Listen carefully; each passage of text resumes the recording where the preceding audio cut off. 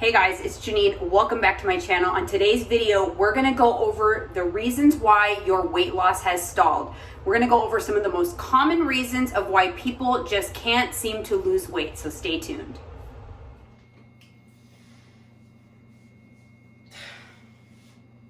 Hey Alyssa, what's wrong?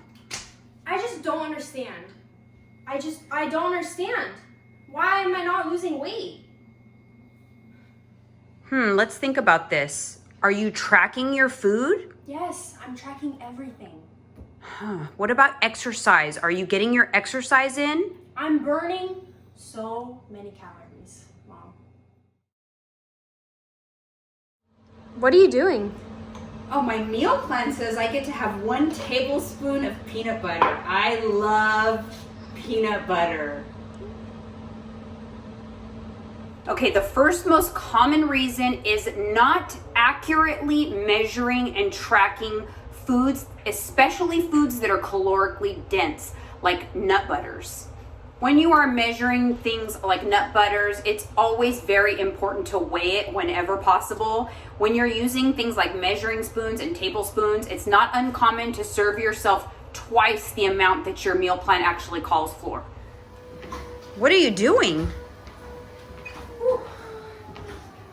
Just did 15 minutes on this treadmill. According to this, it says I burned 600 calories. Wow, that's a lot.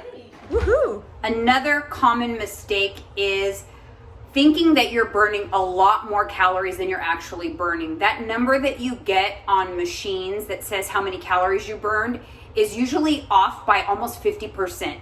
Also, from your tools like Fitbits and Apple Watch, you have to keep in mind that those are often overestimated as well. As a good rule of thumb, I like to usually think that you're burning 50% less than your Apple Watch or your Fitbit or the machine actually tells you that you're burning. Come on. What's that, Mom? Gum. I love gum. Whenever I have cravings, I just chew gum. So you're saying I can eat as many as I want? Oh yeah, I eat at least 1 pack a day. It's the best. Another common mistake people make is they don't track things like gum, especially if you are someone that chews gum habitually. A lot of people use gum chewing to kind of like stave off those cravings, and 1 pack of gum equates to almost over 100 calories, so that can definitely add up. Hey, what are you doing? I'm having oatmeal, but I'm trying to find like the lowest calorie one. Okay, half a cup, 150.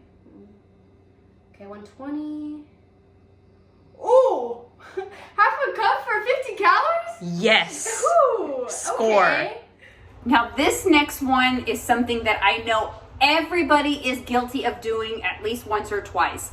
Have you ever searched for a food in your MyFitnessPal, say for example oatmeal, and you select the one that has the most favorable macronutrient or caloric breakdown instead of what you're actually eating? So perhaps you're eating oats that are 140 calories for a 1/4 cup, but you're gonna go ahead and pick that lower calorie option so it looks better in your meal plan. You don't want to do this. Instead, you actually want to use the nutrition breakdown for the actual item that you're eating whenever possible. And when it's not possible, don't do yourself any favors by picking the item that has the least amount of calories. In fact, do the opposite. Pick the one that has the most amount of calories. Or you could always do like a Google search for the brand that you're eating and just figure out what the more accurate nutrition facts are, because you're not cheating anyone but yourself when you do otherwise. What are you doing now, Mom?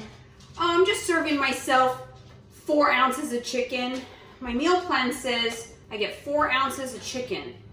Aren't you supposed to weigh that? No, I eat this every day. I know what 4 ounces looks like. No, I need a little bit more. Looks good to me. Okay, it's also pretty common for you to want to try to just guesstimate your weights. Whenever possible, it's always best to actually weigh out your food. When you are eyeballing it, even if you're used to eating the same portions every day, there just leaves a lot more room for error there. So I definitely recommend whenever it's in your control, use that scale. It really does not add much more time and it gets things a lot more accurate. Hey Mom, what are you doing? Oh, I'm just making my perfectly tracked and measured meal.